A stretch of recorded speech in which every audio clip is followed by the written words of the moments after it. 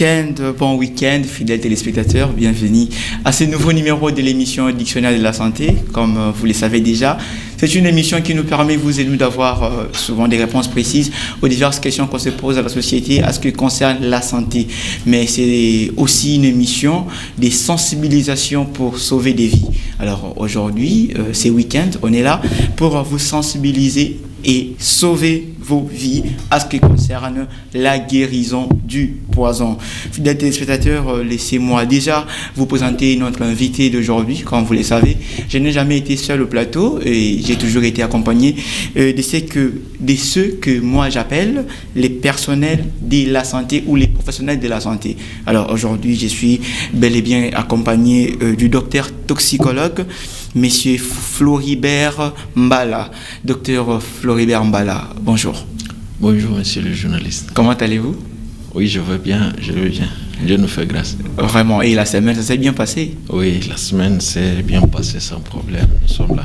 Vraiment, la semaine s'est bien passée sans problème. On est là pour vous sensibiliser, fidèles téléspectateurs. Aujourd'hui, ensemble avec docteur Floribert Mbala, on va parler la guérison, hein. On va parler de la guérison, comment guérir du poison. Voilà, c'est ça notre thème d'aujourd'hui. Comment guérir du poison. Déjà l'autre fois, on a y a parlé toujours avec les toxicologues, docteur Mbala, sur les poisons. Il nous a vraiment expliqué les détails, les origines de ces mots et comment les poisons se créent et autres. Et aujourd'hui, on va continuer avec les thèmes, mais cette fois-ci, on va vous parler beaucoup plus de la guérison parce qu'aujourd'hui, il y a plus ou moins 70% des cas d'empoisonnement dans notre pays et c'est là cause la plupart des décès aujourd'hui et raison pour laquelle on est là pour essayer un peu de vous éclaircir, vous ouvrir les yeux à ce qui concerne les traitements ainsi que la guérison du poison. Voilà, sans plus tarder, docteur Mbala, essayez un peu de résumer ce que vous avez y a parlé l'autre fois. On a parlé de l'origine du poison, on a parlé de la prévention, on a parlé des causes et ainsi de suite. Si vous pouvez seulement résumer pendant 1 minute et 30 secondes et puis on continue à ce qui concerne la guérison. Merci, monsieur le journaliste, pour cette opportunité que tu nous offres une nouvelle fois. Et la fois passée, on avait parlé sur des choses un peu en vrac. Vraiment. Et on avait expliqué que le poison est un mot qui vient du grec posio, qui signifie breuvage. Et nous avions expliqué que le poison, l'appellation poison, c'est un terme vulgaire que se cite dans la rue, mais en science, on parle de toxique. Celui qui dit toxique et celui qui dit poison disent la même chose, tout en comprenant que le poison, c'est l'appellation de tout le monde, mais le terme scientifique, c'est les toxiques. Toxique lui-même, qui vient du grec, du mot toxikon, il fait référence au B dans lesquels on imprégnait les flèches pour les empoisonner afin de pouvoir tuer les gibiers dans la chasse ou même dans les guerres traditionnelles. On utilisait des flèches pour que les flèches soient capables d'abattre l'animal sur place. On imprégnait cela dans des baies sauvages qui pouvaient tuer l'animal sur place. Et c'est de là qu'on a tiré le mot toxique. Et ces flèches-là, c'est ce qu'on appelle toxicon. Alors toxicon, c'est ça, l'origine du mot toxique ou toxicologie. Okay. Alors un toxicologue, c'est un scientifique. Il peut être un médecin qui a son diplôme de médecin et qui a choisi de se spécialiser dans cette science, mais aussi un pharmacien peut aussi devenir toxicologue parce qu'il n'y a pas trop de différence.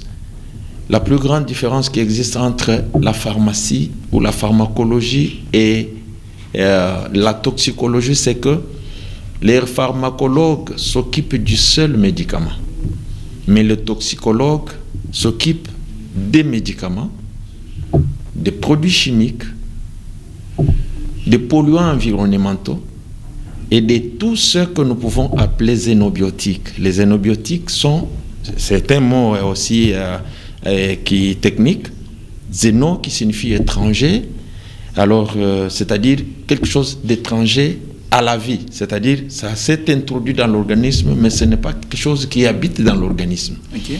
Alors on parle des termes xénobiotiques.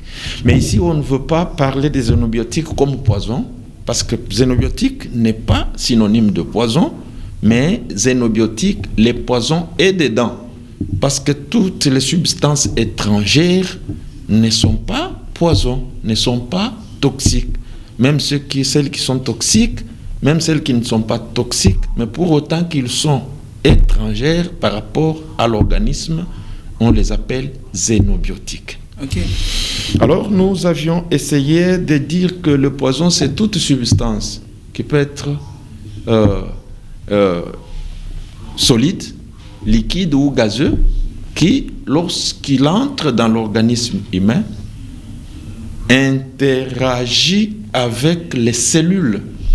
C'est-à-dire, il commence à se contredire avec les cellules du corps. Et il peut endommager les cellules, tout comme les cellules aussi. Si le système immunitaire est très fort, que la dose absorbée de la toxine ou du toxique, alors dans ce cas-là, c'est la maladie au cas où le toxique est très fort. Si les cellules et leur système immunitaire sont très puissants, alors le poison sera éliminé. Et en ce cas-là, on parle de ce qu'on appelle désintoxication ou détoxification. Okay. Alors, c'est un peu dans ce sens-là. La fois passée aussi, on avait parlé, je ne sais pas, de la différence entre la toxine et les toxiques. Oui, et d'autres ont parlé de venin, quelque chose comme ça. Oui, exactement.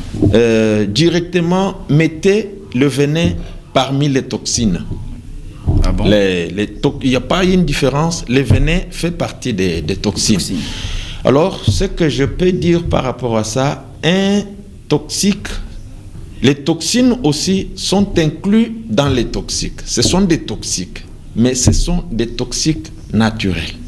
Les toxines sont des toxiques naturels, c'est-à-dire... Donc, il y a aussi les toxiques artificiels. Oui. On y parviendra. Tous les produits chimiques que l'on fabrique sont artificiels. Okay. Et puis, ils sont des poisons.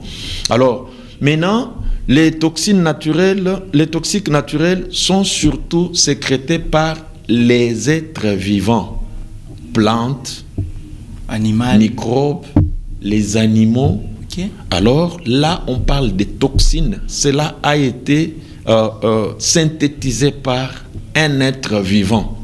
La plante, vous le savez, c'est un être vivant. Les animaux, les microbes, ce sont eux qui sécrètent. Quand on parle seulement de toxines, là, il faut comprendre que c'est naturel, c'est sécrété par ou synthétisé par un être vivant. Alors, il y a des toxiques naturels et des toxiques que nous pouvons appeler artificiels, mais les termes reconnus en toxicologie, c'est anthropique. Les toxines naturelles, les toxiques naturels et les toxiques anthropiques. Anthropique, c'est ce qui est fabriqué par l'homme, ce qui est créé ou causé par l'homme. Alors, comme par exemple, la circulation de véhicules, comme on l'a dit, les fumées là, ce sont des toxiques. Il y a beaucoup de toxiques dans ces fumées là. Alors, dans ces cas-là, on parlera bien c'est anthropique, ce n'est pas naturel. Voilà, en bref, ce que nous pouvions avoir dit cette fois-là, malgré qu'il y a beaucoup de choses, mais vous m'aviez donné trop peu de temps. Je me limite là et peut-être d'autres choses reviendront avec vos questions. Voilà. Docteur, dites-nous un peu, quels sont les poisons les plus connus dans notre environnement quotidien? L'environnement comprend 3 matrices. Ou 3 compartiments. On peut parler de matrices ou de compartiments.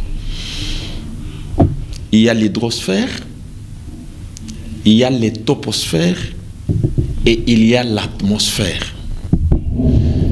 De ces 3 l'atmosphère est la plus petite des matrices de l'environnement. Ok. C'est pourquoi lui est plus dangereux que les autres. Ce qui fait que l'environnement soit dangereux, c'est quoi? C'est qu'il y a dans l'environnement, dans les 3 compartiments, des échanges intercompartimentaux. C'est-à-dire, ces échanges-là se produisent. Vous voyez, l'eau, par exemple, quand un poison est dans l'eau, les poissons, par exemple, dans l'eau, les absorbent, comme dans le cas de mercure, par exemple. Et ça nous revient par l'alimentation. Nous consommons un poisson qui est empoisonné, comme par exemple par le mercure ou le plomb, et nous sommes contaminés par ce poison-là. C'est pour cette raison-là que j'ai toujours insisté sur le fait que les gens ne connaissent que l'empoisonnement criminel. La fois passée, j'avais cité 6 types d'empoisonnement. Exactement. On peut s'empoisonner de 6 façons. Il y a l'empoisonnement accidentel, il y a l'empoisonnement suicidaire, il y a l'empoisonnement criminel, il y a l'empoisonnement professionnel, il y a l'empoisonnement environnemental et il y a l'empoisonnement alimentaire. Bien sûr, certains auteurs parlent de 4. Ils se limitent à l'empoisonnement accidentel, professionnel, criminel et suicide. Pensant que l'environnemental, c'est en quelque sorte accidentel. Okay. Ils pensent comme ça. Et puis, alimentaire aussi, c'est accidentel. Voulant assimiler les deux à l'empoisonnement accidentel. Or, il est vrai, nous sommes en train de vivre volontairement dans un milieu. Vous avez vous-même choisi de travailler là où il y a beaucoup de fumée, là où il y a beaucoup d'embouteillages, il y a des fumées qui se dégagent à tout moment, des motos, quand ils sont bloqués là-bas, tous les moteurs sont en marche, ils sont en train de dégager beaucoup de dioxyde de carbone, beaucoup même d'ozone, beaucoup de formaldéhyde. Tout ça est en train de nous attaquer. Mais vous avez choisi de vivre sur ces lieux-là. Et comme nous pouvons toujours le constater, si vous dites par exemple à quelqu'un, je me rappelle une fois j'étais allé à Pascal pour acheter, c'était des peintures et autres, j'ai trouvé une dame là qui était en train de vendre beaucoup de produits chimiques. Et à part les peintures, elle avait beaucoup de formes d'acide, de colorants, trop de choses là. Je lui ai dit, madame, est-ce que vous savez ce que vous faites quand vous êtes comme ça et vous avez un nez nu, est-ce qu'il ne faut pas utiliser même le minimum de dispositifs de protection individuelle? Elle a fait semblant, comme si elle était d'accord, mais elle n'était pas du tout d'accord parce que je savais aussi apprécier ses réactions. Pour elle, elle voyait comme si c'était un passe-temps, tout ça. Et elle dira qu'on est au Congo. Oui, c'est parce qu'on est au Congo et tout est comme ça. Comme je l'ai toujours dit, nos frères, les Kinois sont un peuple têtu, né têtu. En quelque sorte, ça m'engage. C'est pas votre opinion. Alors, je disais que nous pouvons trouver dans notre environnement, il y a les oxydes d'azote qui sont de poison, il y a les dioxydes d'azote, il y a dioxyde de soufre, on y trouve de l'ozone. L'ozone, je reviens un peu avant de continuer pour expliquer. Il y a 2 types d'ozone. Okay. Il y a l'un qui est au niveau de la stratosphère et l'ozone toposphérique. Donc, tu as expliqué d'abord ce terme, l'ozone, parce que les téléspectateurs voudront bien comprendre si c'est quoi réellement l'ozone. L'ozone, c'est la substance là qui protège contre les variations saisonnières. Il est là, il est au-dessus, là presque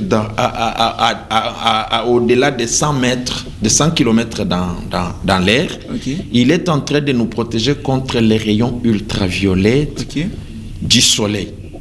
Et sans cela, nous, on serait... Vous voyez, il y a eu un moment où on avait parlé des trous d'ozone quelque part. Exactement, on parlait des trous d'ozone, comment on a... Les études ont été menées, on avait trouvé que l'ozone s'était troué. Cet ozone-là, c'est un ozone protecteur. Il est fait, il est là, et il protège contre les rayons ultraviolets du soleil qui peuvent causer beaucoup de cancers chez l'humain.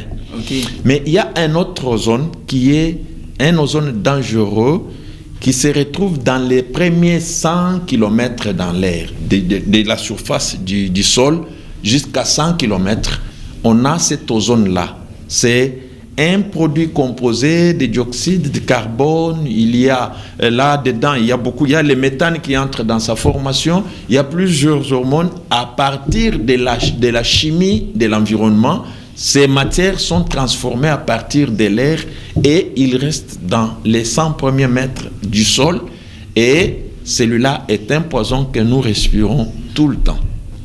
Alors, à part l'ozone, il y a l'ammoniac, il y a beaucoup de choses. Le monoxyde d'azote, il y a les pesticides, il y a les composés organiques volatiles. Là, c'est là qu'on trouve les formaldéhydes, on trouve les bétex, formaldéhyde, c'est ça même le formol dont on parle.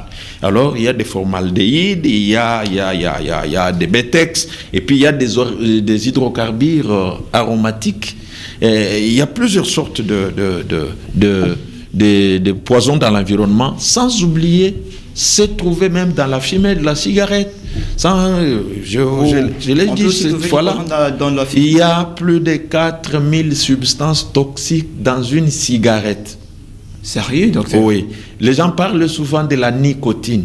Mais moi, j'ai étudié plus de 4000 substances toxiques dans la cigarette.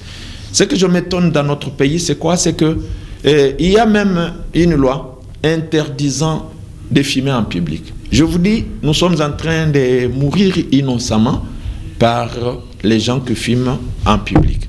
C'est pourquoi la fumée en public devrait avoir des suivis. Il y a déjà des lettres, des documents, il y a des lois. J'ai ça même chez moi. Et il n'y a pas de suivi chez l'État. Il y a plus de danger pour les fumeurs passifs que les fumeurs actifs. Comment ça? Lui, quand le fumeur actif, c'est lui-même qui a acheté sa cigarette et qui a l'habitude de la fumer. Okay. Mais vous êtes passif parce que vous êtes là, ça, vous ne fumez jamais, mais quand il fume, vous absorbez au moins la fumée là. Alors, quand cette fumée-là vient à vous, lui, quand il a fumé, vous voyez, derrière là, il y a un filtre comme ça. Exactement. Ça empêche beaucoup de toxiques de passer à travers le filtre et l'atteindre. Lui, maintenant, a des chances d'attraper ces toxiques avec les fumées qui sortent directement au devant de la cigarette et qui lui reviennent. Okay. Mais si c'était pour celui seulement qui entre, il serait, lui, moins exposé que vous parce que vous prenez la fumée qui n'a pas été modifiée. Okay. Alors, c'est très dangereux. Il y a beaucoup de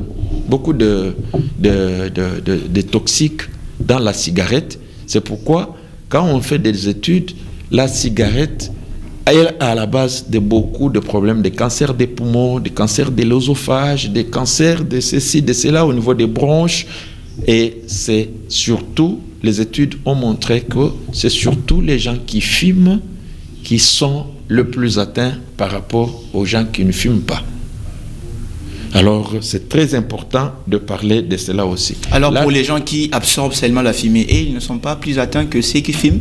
Ils sont atteints parce que, ils ne sont pas plus atteints dans la mesure où il n'est pas exposé en permanence. Okay. Mais le fumeur, lui, est exposé à tout moment parce que c'est lui-même qui va chercher la cigarette chaque jour. Mais vous, qui ne fumez pas, vous n'irez pas la chercher, sauf accidentellement, vous pouvez vous retrouver. C'est pourquoi vous trouverez beaucoup de gens, et même dans leur salon, quand vous êtes entré quand même, ils n'autorisent pas que vous puissiez fumer. Vous dites qu'il est orgueilleux parce que nous sommes venus chez lui, alors que c'est aussi une mesure préventive. Vous ne pouvez pas fumer chez autrui, dans un salon d'autrui.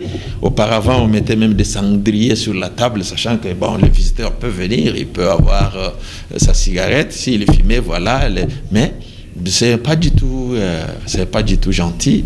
La fumée des cigarettes est très dangereuse. L'alcool, les aliments, tout ça sont des contenants des toxiques. Dans l'alcool aussi, on peut trouver des toxines dans l'alcool. Il y a ceci. Il y a des toxiques qui ont un pouvoir bioaccumulateur.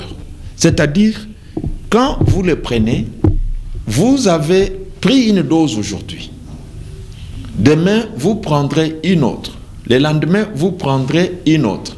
Oui, c'est vrai qu'il y a des produits qui ne s'accumulent pas. Comme l'alcool, par exemple. L'alcool, directement, son problème, c'est quoi? Il atteint directement le cerveau. C'est pourquoi, vous voyez, les manifestations sont immédiates presque. Vous venez de prendre tout de suite là, Biloba Loba est bandit, moi Makele les bandits, mon mouvement incoordonné bandit, ce qui montre que ça n'a pas traîné directement, le sang a amené, comme je vous avais dit la fois passée, que chaque poison a de l'affinité pour un organe bien déterminé. Exactement. Bien qu'on puisse le trouver dans tous les corps, mais comme l'alcool par exemple, son cible c'est le cerveau. Comme le mercure par exemple, son cible c'est le cerveau. C'est pourquoi si vous avez reçu beaucoup, nous avons des fous qui sont dans la rue ici, et nous ne savons pas de quoi ils souffrent, beaucoup sont empoisonnés, c'est du poison. Et puis, nous avons des gens qui sont aujourd'hui impuissants ou des femmes stériles et ils le sont à cause de l'intoxication, de l'empoisonnement. Parce qu'il y a il y a des toxiques qui agissent seulement sur les organes reproducteurs. Il y en a qui agissent seulement sur le cerveau, ainsi de suite. Vous n'avez jamais vu quelqu'un qui moutoyabakuit? Bon, Atikali Bongo, vous ne l'avez jamais vu? Si, exactement. Vous voyez, même s'il n'a pas pris, poison? Même s'il n'a pas pris, oui, mais il s'est empoisonné par l'alcool. Il est empoisonné par l'alcool. Il est vrai que l'alcool a une certaine valeur médicinale. On ne s'en doute pas.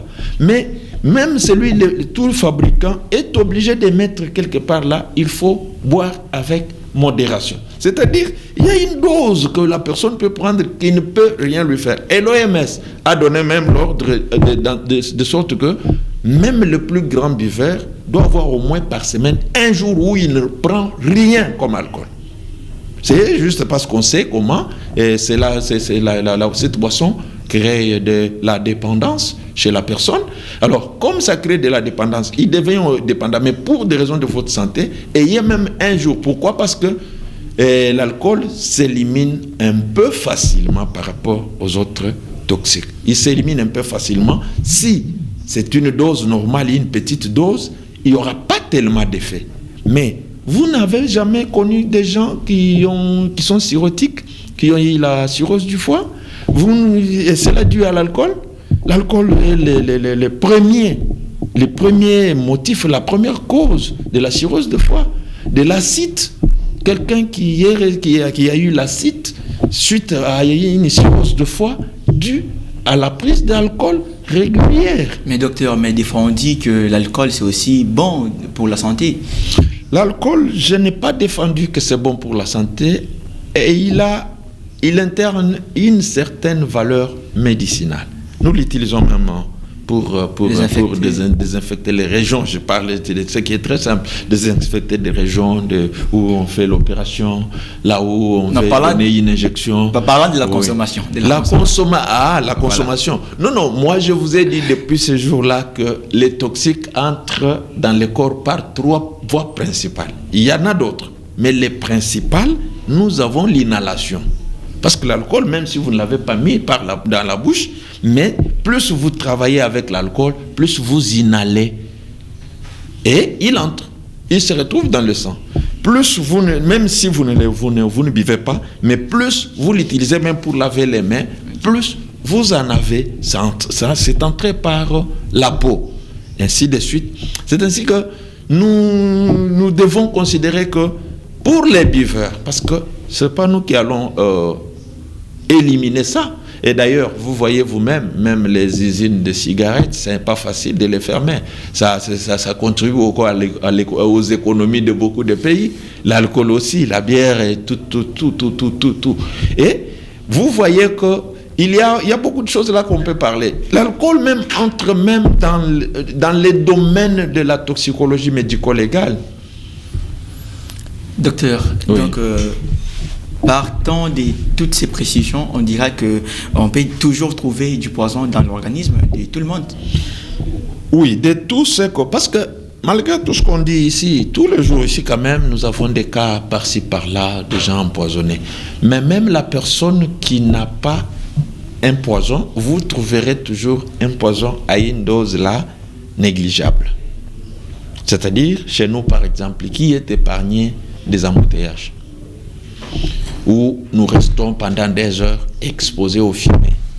Nous sommes encore dans une ville où les gens avec des moteurs qui dégagent beaucoup de fumée est laissé librement circuler. Alors, toutes ces fumées-là font du mal à la population. Le secteur des transports n'est que très peu réglementé. Ou si il est réglementé, il a fallu un suivi. Ce qui manque chez nous le plus souvent, c'est le suivi. Alors, il n'y a pas moyen qu'on dise que toi, tu es sain d'empoisonnement. Non, tu as quelque chose là, même en une dose infime. Comme c'est les doses qui font le poison, c'est alors que nous pouvons dire que les gens se sentent mieux, mais quand même, il a quelque chose au-dedans de lui. Voilà, merci Dr Mbala. Alors, parlons maintenant du traitement. Vous parlez de quel traitement? Du poison. S'il y a plusieurs traitements, c'est vous les toxicologues, vous pouvez quand même essayer d'énumérer et puis expliquer quel est le plus efficace pour la guérison totale du poison. Oui, je reviens sur ma phrase de Paracels de ces jours-là. Ok. Tout est poison. Rien n'est poison. C'est la dose qui fait qu'une chose soit poison ou non. En disant cela, toute personne est empoisonnée d'une manière ou d'une autre, okay, à un degré quelconque. Je venais de parler ici de certains poisons qui sont bioaccumulables, qui, surtout ceux qui sont lipophiles, ils ont de l'affinité pour les tissus adipeux. Ils vont se fixer sur les graisses de l'organisme. Partout où il y a les graisses, c'est là qu'ils vont se fixer. Et ceux-là sont très difficiles à éliminer. Et plus, prenons l'exemple de l'alcool. Pour arriver à la cirrhose, ce n'est pas aujourd'hui ou demain. Pour arriver à l'acide, ce n'est pas aujourd'hui ou demain. Nous sommes là, aujourd'hui vous avez pris un verre. Demain vous prenez un verre. Le lendemain vous prenez un verre. Même si ça ne s'accumule pas, mais comme la dose est au-delà de la normale, ça va avoir seulement quelques effets. C'est comme une plaie dans laquelle vous prenez encore une tige, vous êtes en train d'enfoncer dans cette plaie-là. Et alors, elle ne guérira pas cette plaie, elle ne va pas se cicatriser. Vous prenez une dose, demain vous prenez une dose, et le lendemain vous prenez une dose. Il y a d'autres, comme par exemple nos fumées dont nous parlons. Les immondices que nous sommes en train de brûler, leur combustion a toujours été souvent incomplète.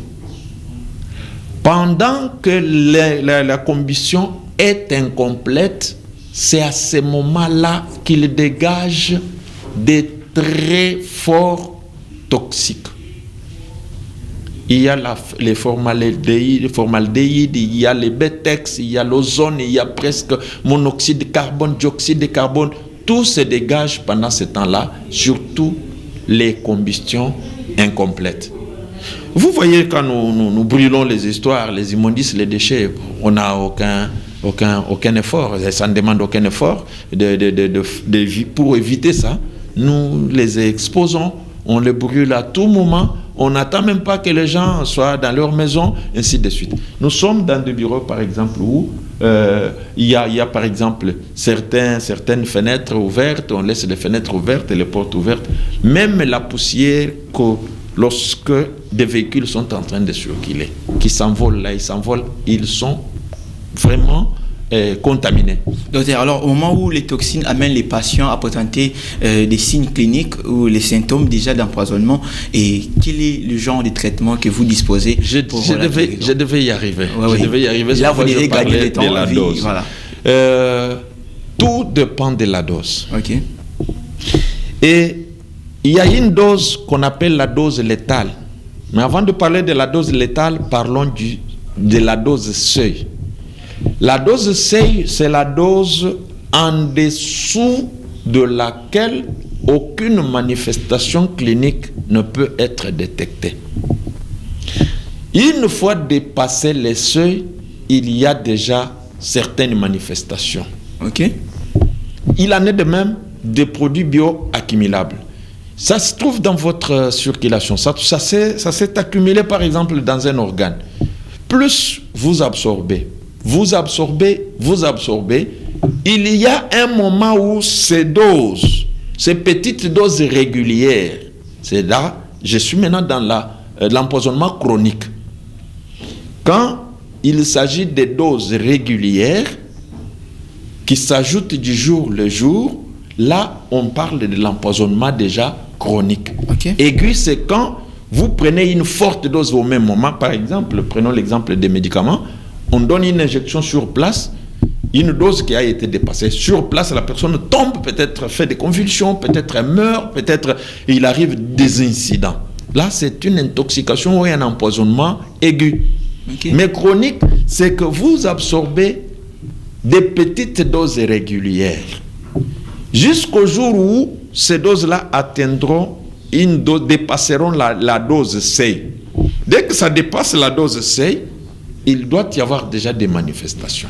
Pour autant que la personne continuera toujours à absorber, comment vous allez faire? Parce que si vous travaillez par exemple à Gombe, vous habitez à Tchangou, comment est-ce que vous allez éviter ces fumées-là chaque jour? Vous êtes obligé d'aller travailler, revenir, vous êtes toujours dans ça. Les embouteillages, c'est partout actuellement, partout. Exactement. Alors, maintenant, quand vous êtes là, tous les moteurs sont en marche. Ils sont en train de dégager. Vous êtes là. Et tout le monde souhaite quand même retirer un peu les vitres pour qu'il y ait de l'air. Cet air-là n'est pas sain. C'est un air très contaminé de poisons, de dioxyde de carbone que nous absorbons et qui vont nous causer des problèmes. Alors, vous avez été dans l'embouteillage aujourd'hui, demain, le lendemain, vous êtes en train d'accumuler ces poisons. Jusqu'au moment où, quand il atteint... C'est pourquoi cette raison-là que nous mourrons rapidement. C'est pourquoi notre espérance de vie à la naissance est très faible par rapport aux autres nations.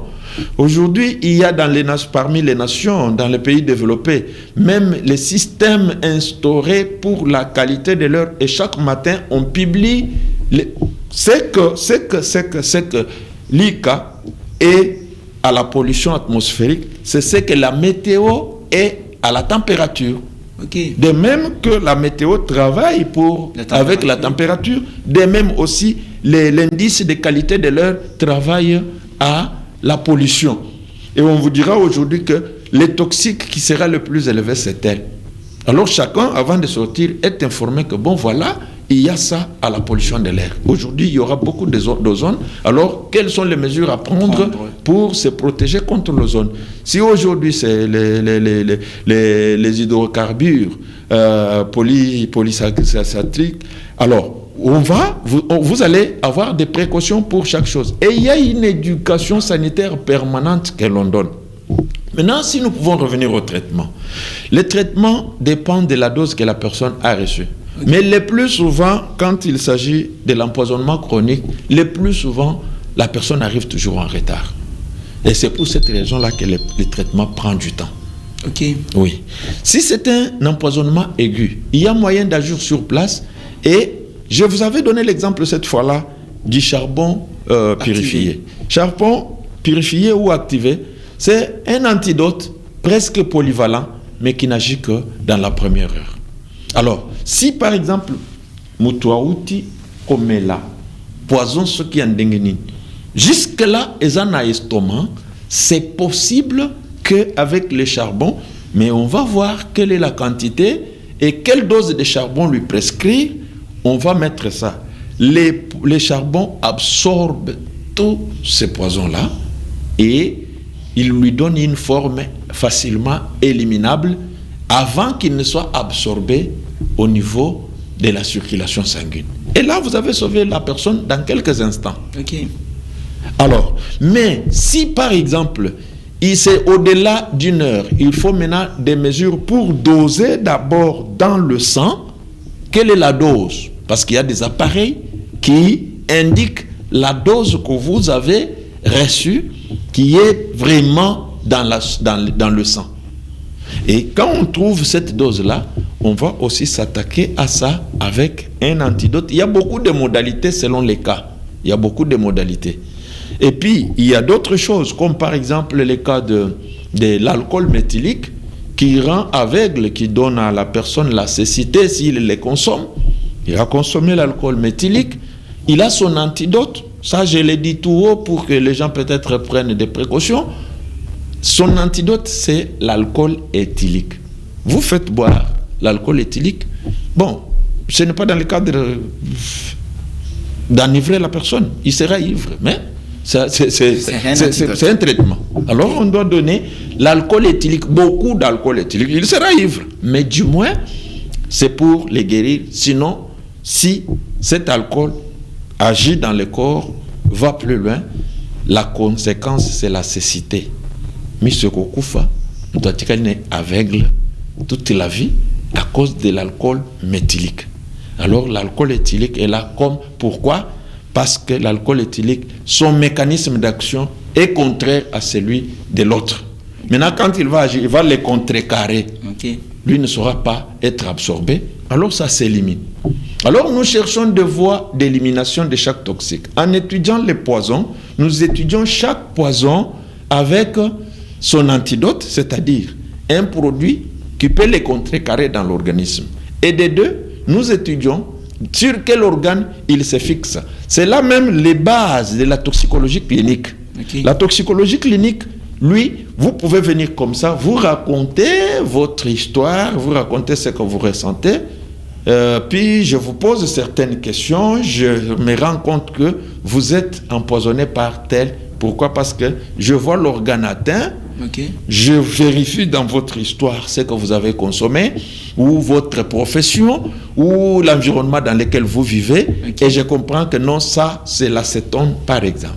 Et dans ces cas, je peux agir même avant de procéder aux examens paracliniques très compliqués, d'ailleurs, qui coûtent généralement cher, parce que les appareils, là, vous pouvez acheter un seul appareil, peut-être $50 000, quelque chose comme ça. Alors, voyez vous-même, c'est qu'un examen peut faire, surtout que des cas d'empoisonnement, ce n'est pas tous les jours, et surtout que les personnes empoisonnées sont elles-mêmes négligentes vis-à-vis d'elles-mêmes. Alors, ils pensent que pour se faire examiner, il faut que ça... Parce que, comme j'ai dit là, que les Quinois, ils font ça, ils vont appliquer ce qui n'a aucun sens. Alors ils appliquent ça, pensant qu'en faisant ça, ça va aller. Et on l'a conseillé dans les réseaux sociaux qu'il faut prendre les braises, les briser, et puis mettre de l'huile de palme et de l'eau. L'huile, vous faites du mal. Si quelqu'un a pris du poison, acide ou quoi que ce soit, mieux vaut l'eau que l'huile. L'huile va donner au toxique une forme qui résiste, qui ne sera pas vite éliminée. Oh, docteur. L'huile ou le miel rend... Le miel contient... Alors, c'est de l'huile. Alors, c'est des lipides. Or, je vous ai déjà dit que tout poison qui agit sur les graisses ou qui a de l'affinité pour les graisses s'élimine difficilement. Alors vous prenez peut-être un poison qui était hydrophile, vous lui ajoutez maintenant l'huile pour qu'il prolonge sa vie dans votre corps, ou le miel pour qu'il prolonge sa vie dans votre corps. Docteur, mais il y a quand même des témoignages, il y a des gens qui témoignent qui ont été empoisonnés et puis après avoir consommé le miel, l'huile, ainsi de suite, et c'est pas vérifié. La guérison. C'est pas vérifié, c'est pas vérifié. Les gens peuvent témoigner. Peut-être que c'était pas le poison. Qui a confirmé que c'est le poison? Et puis, qui peut t'empoisonner et il te dit que c'est moi qui t'ai empoisonné? Pour que lui-même témoigne qu'effectivement, j'avais empoisonné cet homme et tout ça. Ouais. Personne ne vérifie ça. Mais nous connaissons au moins les éléments constitutifs du miel. Okay. Les matières qui sont là-bas, aucun aucune ne peut détruire un poison. Je ne sais pas quel poison. Alors, il y a des moyens pour que...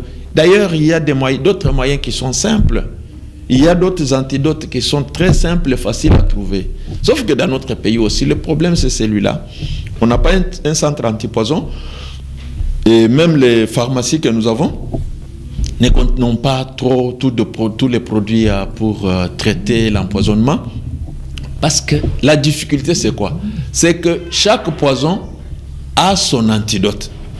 L'antidote, je l'avais expliqué cette fois-là, c'est les produits qui détruisent les poisons dans les corps. Okay. Maintenant, chaque antidote est spécifique à son poison. C'est là le problème. C'est que autant de poisons, autant d'antidotes. Ok. Vous trouvez peut-être, au moins peut-être pour le venin du serpent, le venin aussi c'est un toxique parce que c'est une toxine. Même si c'est par l'inhalation, même si c'est par la voie, je dirais comment... vous avez consommé peut-être le venin ou bien c'est par la peau, c'est toujours du poison. Ça peut toujours avoir des effets néfastes sur la santé. Mais la peau, c'est une voie d'entrée de poison dans l'organisme et vos veines là, ce sont vos veines qui vont vous trahir, qui vont récupérer le poison et l'envoyer dans la circulation générale. Voilà, très bien, docteur Mbala. En tout cas, ce que vous avez dit concernant l'huile de palme ainsi que le miel, cela a vraiment incité le public et il y a tant de réactions sur ce point. Alors, j'aimerais que vous puissiez encore confirmer et affirmer cela en regardant la caméra et en s'adressant à la population qu'ils cessent avec la pratique de la consommation de miel ainsi que l'huile de palme. Voilà. Et mieux vaut l'eau. Si quelqu'un, par exemple, a pris l'acide, vous avez avalé l'acide, vous pouvez diluer l'acide avec de l'eau, il devient faible et ses réactions seront moindres que ce qu'il pouvait avoir lorsqu'il est avalé à sec. L'huile ne peut pas diluer l'acide. Le miel ne peut pas diluer l'acide. Toutes sont des matières grasses et qui vont faire que ça puisse traîner dans l'organisme. Ce sont des pratiques dangereuses. Prenez juste l'exemple d'un verre d'acide chlorhydrique, par exemple. Mettez-le dans un tonneau d'eau. Cette eau peut être bu sans danger. Pourquoi? Quelle est la raison? L'acide est dilué. On l'a dilué dans l'eau. Alors, il est devenu très faible et ça n'aura pas de plus grandes réactions sur l'organisme et ça ne va pas tuer. Mais si vous prenez juste ce verre-là, vous buvez tout un verre, on peut vous dire que déjà, Michopognon, c'est déjà katani, il n'y a plus moyen et tout ça. Alors, excepté l'acide, docteur, excepté l'acide, d'autres types d'empoisonnement là, même le miel ne peut pas faire quelque chose. Bon, ceux qui me parlent de miel me disent que c'est en prévention. Ça, moi, je ne sais pas. Je n'ai jamais fait cette expérience. Vous, en tant que toxicologue, qu'est-ce que vous pouvez dire par rapport au traitement? Pas la prévention, mais les traitements. Parce que les publics affirment que les miels traitent vraiment du poison. Alors aujourd'hui, vous, en tant que toxicologue, professionnel, spécialiste, qu'est-ce que vous pouvez dire par rapport à ces propos? Moi, je peux vous appeler, vous prouver que je traite les poisons et ça se termine. Je vous les montre. Bon, voilà. Vous voyez ça? Cette coloration ici, c'est ça. Je vous donne même un tableau qui décrit tous les poisons et comment ils apparaissent dans différents appareils. J'ai dit, il y a un médecin qui est venu nous consulter, il avait aussi le même problème. Je lui ai dit, vous voyez la bandelette urinaire que vous utilisez là? Nous avons une autre lecture sur cette bandelette. Vous êtes médecin, oui, je sais, mais moi j'ai une autre lecture sur la même bandelette là. Vous cherchez autre chose, moi je cherche autre chose. Alors, je peux vous prouver même par la bandelette urinaire que bon voilà, votre poison c'est ça.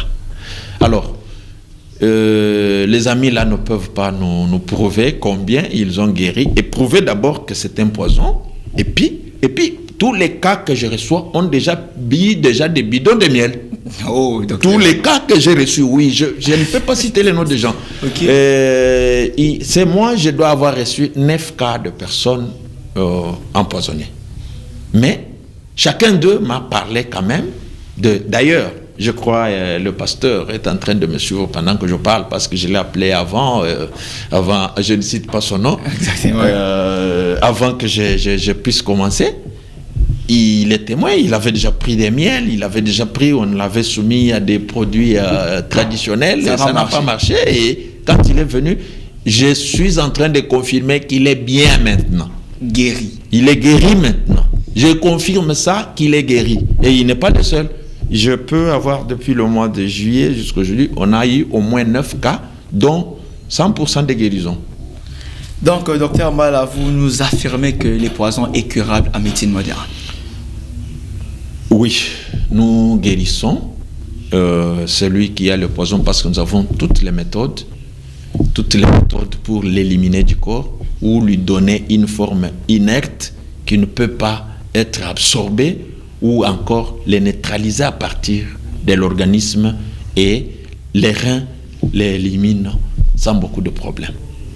Vraiment, merci beaucoup, docteur Mbala. Et il y a tant de messages. Et vraiment, les temps nous fait vraiment défaut. On ne peut pas lire les messages ainsi que poser des questions. J'espère que vous aurez vos réponses, même par téléphone, parce que la télé, plutôt, c'est les temps. Et nous sommes déjà presque à la fin de notre émission. Voilà, nous saluons également la présence de Maestro Joël qui nous suit aussi depuis quelque part, ainsi que Maestro Orphée Mbala. Lui aussi, il a marqué sa présence. Ils nous suivent aussi depuis quelque part. Je vous salue en passant, chers frères, et merci de nous suivre. Voilà, nous sommes déjà à la fin, docteur Mbala, et si vous pouvez lancer un message clé et à retenir sur les dangers du poison ainsi que la guérison du poison, parce que c'est ça qui fait notre thème d'aujourd'hui, la guérison du poison. Si vous pouvez lancer un message clé et puis un conseil pratique à donner aux téléspectateurs pour qu'ils puissent prendre très bien soin d'eux. Rapidement, docteur, 1 minute seulement et puis on clôture. 1 minute, c'est trop peu, bien sûr, mais une chose est certaine, c'est que les amis doivent éviter de concevoir l'empoisonnement comme quelque chose de criminel. Ce qu'ils pensent être l'empoisonnement, c'est seulement l'empoisonnement criminel, alors qu'il y en a 6 types. Ok. Nous-mêmes, nous nous empoisonnons par notre milieu de travail. Travailler quand même dans un milieu non toxique, exercer quand même des professions non toxiques ou protégez-vous lorsqu'il faut travailler dans un milieu toxique parce que je ne pourrai pas t'arracher ton emploi ou te détacher de ton emploi alors que je n'en ai pas un autre à vous donner. Alors faites-vous violence pour savoir que partout il y a beaucoup de poussière, il y a beaucoup de fumée, il y a beaucoup d'immondices brûlés à tout moment. Partout où les conditions ne sont pas saines, vous vous empoisonnez quand vous êtes exposé pour longtemps. Et à tous ceux qui se rencontrent déjà dans cette situation, ils ne doivent que appeler notre numéro, ils viennent, nous examinons. S'il y en a, il y en a, il n'y en a pas, il n'y en a pas. Ou c'est une dose insignifiante, on vous laisse partir, on vous donne seulement des conseils pour éviter cela plutôt que rester longtemps en prenant le miel, rester longtemps en prenant ce qu'on vous a donné en traditionnel. Ça n'a aucun sens. Nous, on voit le poison et on vous montre, voilà ce qui vous dérange. Et nous avons des moyens pour anéantir, neutraliser ça. C'est ça les conseils que nous pouvons donner. Ils ont déjà, et vous pourrez peut-être leur donner les coordonnées téléphoniques pour ceux qui viennent pour la première fois. Et nous sommes là pour revenir, leur parler, qu'ils comprennent qu'il est important de connaître d'abord de différents modes où le poison entre en nous. Et il y a aussi des méthodes thérapeutiques, d'abord analytiques, pour connaître, identifier les poisons et puis savoir quel antidote adapté à quel poison pour sauver une vie qui était presque en péril. Voilà, merci docteur Mbala, numéro de téléphone rapidement et puis l'adresse de l'hôpital et on finit rapidement. 082 395 2700. Encore une fois, docteur. 082 395 2700. L'adresse de l'hôpital rapidement. C'est Kinzundu numéro 16, quartier 6, commune d'Indili, non loin du bureau du quartier 6. Ok. Et dans la même parcelle, avec la SNEL du quartier Sissandjili. Voilà, merci. Avec ces numéros, vous allez directement recevoir ou contacter Dr Floribert Mbala. Et lui, il est spécialiste en toxicologie et il vous donnera la solution à tous les problèmes qui concernent l'empoisonnement. Alors, fidèles téléspectateurs, nous sommes bel et bien à la fin de notre émission.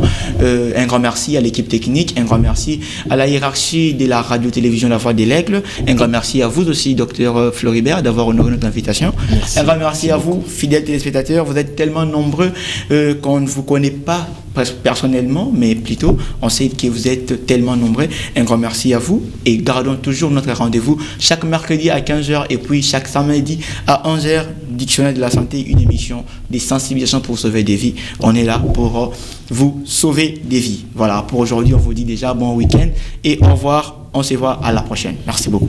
Merci.